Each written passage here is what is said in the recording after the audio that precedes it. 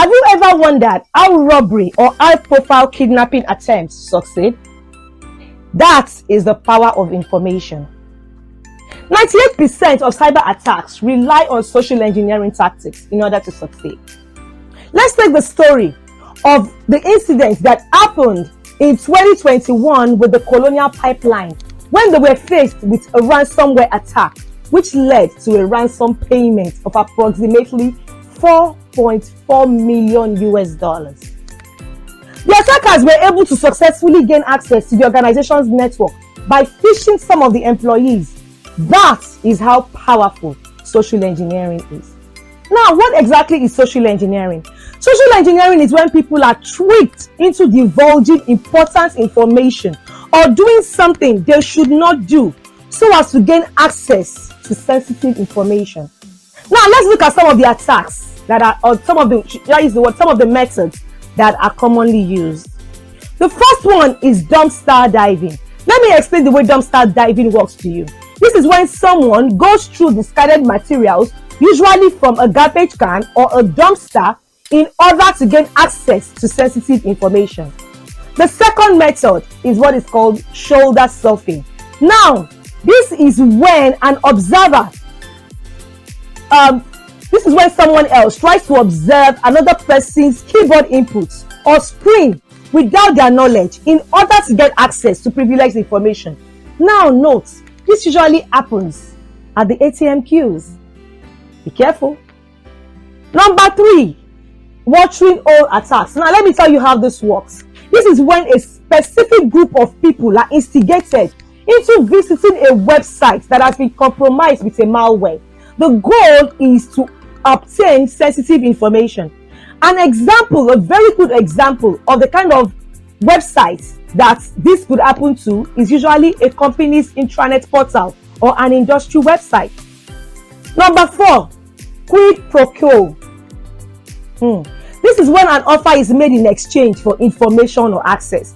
Most of the time, the person that is, the target, the person that the information is being asked of, knows something is happening, even though they may not be able to pinpoint it.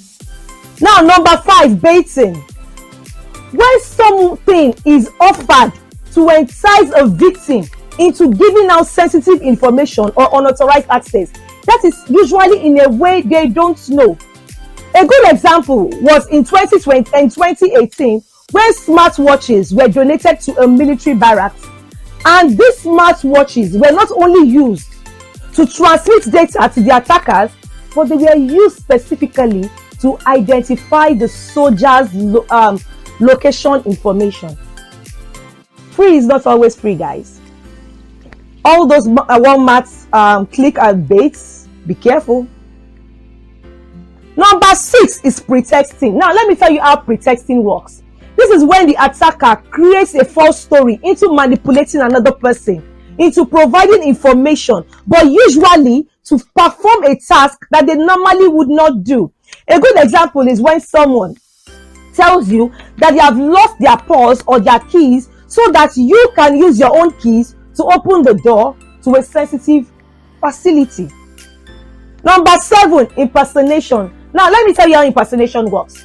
When the attacker assumes a role that is recognized by the victim in order to gain access. Now, the most popular one is when someone calls from an help desk asking for your password, or telling you they are calling from the IRS asking for your social security number. I'm going to break down the way impersonation would work into 3 forms. These forms may actually look similar to each other, but I still want you to understand how they would work differently. Now, the truth is impersonation works in 2 categories. I want us to look at the first category that is actually in 3 forms. The first form is what is called phishing. When an email is sent from a sender who appears to be a legitimate source to trick the recipient into revealing sensitive information or clicking on a malicious link. This is email, all right? Phishing is usually done through the email. The second form of impersonation is what is called vishing, not phishing, vishing, V-I-S-H-I-N-G, which This is similar to phishing as well, but it's usually done with the voice. That means it is done through the phone. The third one is smishing. This is usually similar to phishing as well, but it's done through text messages. Now, let me tell you something very interesting. Some people do not break down the differences. They just tell you it is phishing, all right? But I just told you 3 categories of phishing, vishing, and smishing that some people would usually call phishing. So you understand the 3 different forms right now. Now, the second form of impersonation that I want to talk to you about is spear phishing, whaling, and business email compromise. This usually takes place in what is called a business setting. This one is more inclined towards organizations. Now, spear phishing is when an email is sent to a targeted individual, usually aiming to gain sensitive information. They are usually people with some level of access or level of authorization. Usually people that are, they don't necessarily have to be high-ranking officers, really, but they are usually people that are in the accounting offices, HR personnel, admin executives, and even identity and access management engineers. All right. Now, when we are talking of whaling, this is the second method that I said looks similar to spear phishing. But the thing with whaling is that it is a more targeted form of spear phishing. It's also like spear phishing, but this time around, it targets people at the top echelon of the organization. It's very specific. It is a targeted attack. They don't go in without knowing the name or the person they are going to go meet. No. The targets are usually people like CEOs, CFOs, COOs. If you are not on the C-suite or if you are not in the top echelon of the organization, you may not be whaled. All right. Now, the third one in this category, the same category, is what is referred to as business email compromise. Does anyone remember the story of Hush Puppy? Yes. Business email compromise specifically targets business. Usually people that are handling finance or what is called money. The people in the finance departments, the people in the accounting departments are usually the ones that are targeted in business email compromise. The interesting thing is that they don't necessarily have to know who the person is, but they know that the person is someone in the top echelon of the organization, usually the CEO or the accounting person. So, for example, if an email is sent from the CEO to the accounting person asking for an urgent transfer to be made to probably a vendor, that is business email compromise, because usually it is an email that it looks legitimate within the organization, whereas the email is actually coming from outside of the organization through an attacker. Now, if a co-worker or someone supposedly from the technical support team calls requesting for the password of a service or a system, that will be spear phishing. The third one, if an email comes supposedly from the IRS office to the CEO or the CEO asking for some urgent documents or asking for a link to be clicked in order to submit or access sensitive data, that will be whaling. I've explained the 3 forms to you, all right? Now, the last set of methods that I want us to look at is also confused. That is tailgating and piggybacking. Let me explain how this would work to you. Piggybacking, both of them are actually also similar, but let me tell you how it's going to work. Piggybacking is when someone is allowed into a secure location with another person who presumably has access. All right? Tailgating is entering into a secure location with someone else without their express permission. Let me give you examples. If you need to enter into a sensitive facility, but someone else is there, and the person has used what is called his credentials, probably his PIN, to enter or open the door, and a delivery man carrying packages tries to come into the building, and you decide to open the door for the person, that because the person's hands are full and you believe that the person will not have the ability to be able to put in their code at that point in time. That will be piggybacking. All right. However, if that door is open and someone else quickly tries to rush in, taking advantage of the fact that the door is already open without asking for your permission before coming in, that is tailgating. I believe we understand the difference. Now, with the advancement of technology, you need to understand that especially with tools such as AI, social engineering is taking a different direction with what is called advancement. Now, some of the ways by which it is actually advancing is called, the first one is deep fake technology. I'm sure a lot of us have heard about this. The truth about deep fake is that when AI is used to create convincingly fake videos and audios for their form of impersonation, they can actually create a video that looks like you or something that looks like your voice and get them to call someone else. The person believes it is you, not realizing it is actually a deep fake. Now, if you get a call from someone you actually feel like you know, and that call feels strange, that may actually be a deep fake. Okay? Number 2, reverse social engineering. Let me explain how reverse social engineering will work. With reverse social engineering, the targets, they are the ones that are tricked into initiating contact with the attackers. The attackers do not go to them, they make them come to the attackers. All right. Now, number 3, social media manipulation. This is on the rise, since a lot of the information that is used to craft convincing scams is gotten from social media platforms.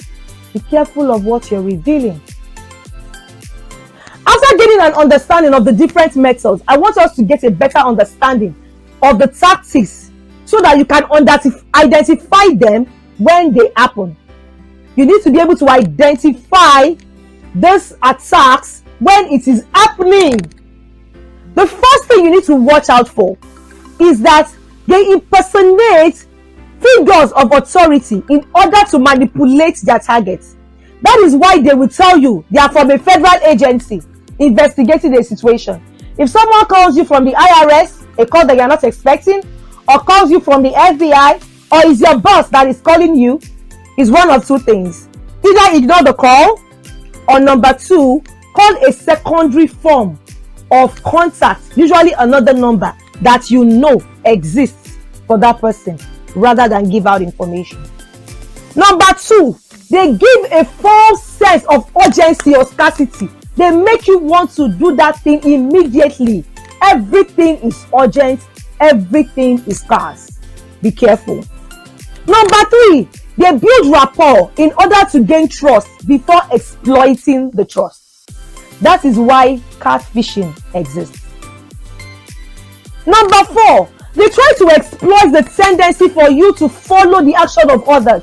They help you to see and believe in what others have done and how they have been able to achieve or gain from it. Be careful. Number 5, they make you commit to small requests before escalating their demands. Be sensitive. Be careful. Now, knowing and understanding what to look out for and the manner of operation, how can you keep yourself safe? The first thing I need you to do is for you to be vigilant. Always verify the information of anyone that is asking you for information. If you are not careful or if you are not sure, refuse to reply to the questions. Like I said, if you are not sure, just refuse to reply to the questions. If you don't want to cut off the call, just say no. All right? There's no crime in saying no. The second thing I want you to do is that when someone sends you an email, a text message, or a phone call that makes you uncomfortable, or it looks like it is urgent, or it's scarce, it's causing some form of animosity within you that is making you very uncomfortable, I need you to get in touch with the person directly, using information you already have for them, using information you already have on record. If someone calls you to say your daughter has been kidnapped, your child has been kidnapped, Call your daughter on the number of which you know she already uses. If somebody tells you this person was in an accident, call the person on the number that you know they have, not the one on which you were called. No matter what you were told, it may be a deep fake, it may actually be a full form of social engineering. Now, number 3, I need you to limit what you share on social media. I have explained this so many times, I won't have to go so much into that anymore. Number 4, be aware of brick gifts. Some gifts are traps. Do not accept storage devices except they are given to you by what is called a trusted entity, usually your organization. If someone gives you a storage device, anything that comes as a storage device, or I don't want to just use the word brick gifts, USB devices, portable hard disk, watches, be careful, be sensitive. You don't have to use it. Okay? Number 5, do not charge your mobile devices such as your phones and tablets in public spaces, especially the airports. Do not charge your mobile devices such as your phones and tablets in public spaces, especially the airports. Now, especially if you have to use your USB cord when you are charging, instead, get a power bank, charge that power bank and use that power bank to charge your mobile device. That way, your information cannot be stolen, okay? It's better to be safe than sorry. Number 6, when using an ATM machine, shield the keypad using your body. Do not use a public ATM machine, especially those machines that do not match with a bank system or they are not owned by the bank. Use the one for your bank specifically. I said it again. Use the one for your bank specifically. It's better to be safe than sorry. Number 7, secure physical documents. Secure physical documents. I'm going to say it again a 3rd time. Secure physical documents, especially when they contain what is called sensitive information. You can put this in a cabinet. Another thing you can do is make sure that sensitive documents are never left unattended. Lock your system when they are not in use. If you have to leave your computer for 1 minute, lock your system when you are leaving and ensure that you shred documents when they are no longer needed. All right? There's nothing like, oh, I just dumped it in the dumpster. Shred it before putting it in the dumpster. Number 8, this one is specifically for organizations. Apart from badging, use biometric authentication instead of PIN codes. Okay? Also consider what is referred to as man traps in sensitive facilities. Now that you have gained a good understanding of how to keep yourself safe, I will encourage organizations. The best way to ensure that this sticks is what is referred to as continuous education. Continuously encourage and educate your staff members. That is the only way you can be constantly safe. Create a security conscious culture within your organization. That is the only way you can be constantly safe. Until I see you again in the next video, don't forget to like and subscribe.